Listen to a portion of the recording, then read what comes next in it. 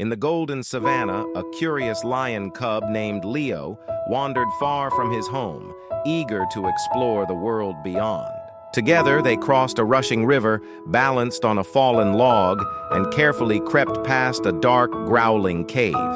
"Courage isn't the absence of fear," whispered Willow, "but acting despite it." In a glowing meadow stood an ancient tree. Its voice boomed, "Young lion, what makes a true king?" Leo thought deeply and replied, "A true king listens, learns, and cares for others." With newfound wisdom, Leo returned home, no longer just a curious cub, but a leader with the heart of a king. "Strength and courage will make you feared," Willow reminded him, "but wisdom and kindness will make you loved."